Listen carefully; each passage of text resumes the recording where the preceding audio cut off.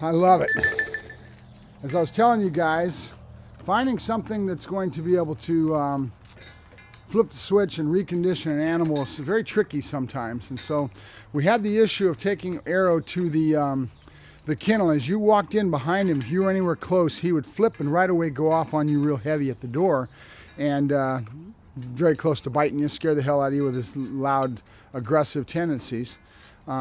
Keep in mind, he wasn't bonded with me as well as he is getting bonded with me.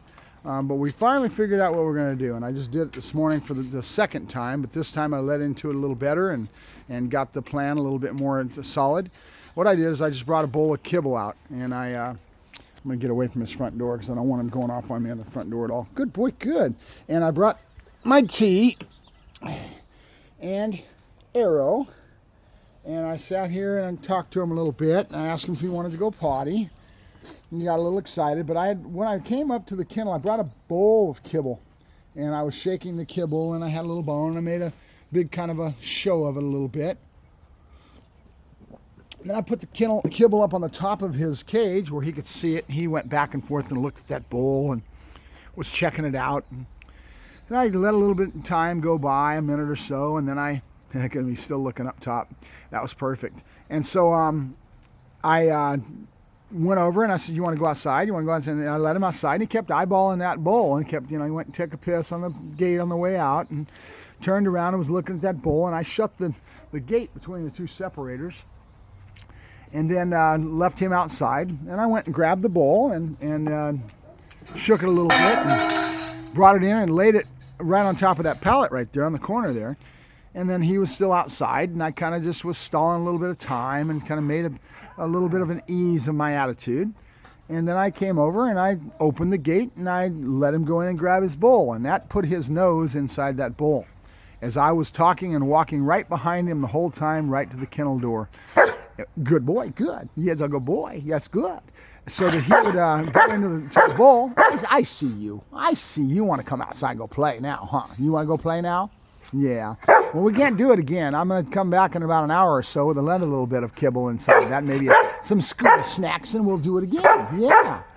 So what we did is now we've got something that he's going to go in and grab that bowl of food, and I will get closer and closer to being right behind him when we enter, and we will create another behavior with time, with him going in to grab his bowl. As time goes along, there'll be a time that I got him so conditioned to doing this that I will drop that bowl out of there, and then I will try it walking up close to him and doing the same thing. Sometimes it takes a lot of creativity and getting to know an animal pretty well until you figure out what is it going to be able to work to replace one behavior with another. And I was talking to a good friend of mine yesterday.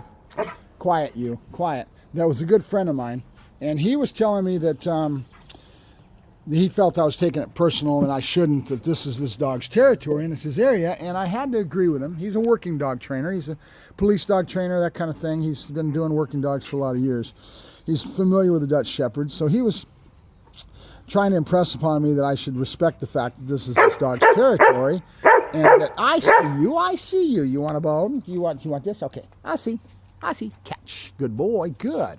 So I have to agree to a certain extent. And the reason that I took the dog and I wanted the dog was because of the genetic stamps and propensities that I saw in the animal that lead me to believe he's going to be an excellent dog and a great breeding stud. And that's what it was all about, because I like this aggressive tendencies. This is pure instinctive aggression towards boundaries, towards humans, that kind of thing. It's real aggression. This is the real deal. And so that being the case, that's very solid in that regards, but I still have a challenge in wanting to be a good trainer and being able to use your brain, use your head, and figure out how we can create other behaviors or change dogs' behaviors. That is the fun part. So we came up with something. I think this one's going to work. That and the bond and playing toy with him. We went and played tug yesterday. Boy, he's aggressive about that tug toy. So we're working slow but sure on getting him to the level that I can handle him and get him out. All right, I'm going to get him into the muzzle more and more. We're doing that muzzle thing where we basically ask him to stick his nose in the muzzle and click treat, and slowly but surely we'll extend the time he wears it, and pretty soon we'll be able to put this on and he'll love this muzzle. So we're going to get to the point where we can take him out, because the next step is to get him out in public What'd you do? You knocked it back over here? Get it. Good boy, good. And that was not soccer, guys. It was football, she says to the dog. Football. Football. You ready? You ready? Football. Football. Yes. Good boy, good. Ready, ready? Move my feet. Yeah, good boy. Football. Yeah. Good boy. All right, good boy. And we'll keep building bond with some of the things that he's really familiar with him. He's getting a lot better. We did have a setback yesterday. He jumped my dog, Maury. I forgot that Maury was out in the house, and I went into the house with him, and he bowed up, and before I knew it, there was a fight, which means I had to hang him up and give him a pretty good correction and take him over to the table. Quiet. Hey. And I took him over to the table. Hey, hey, quiet. You be quiet. Good. Yes, good boy.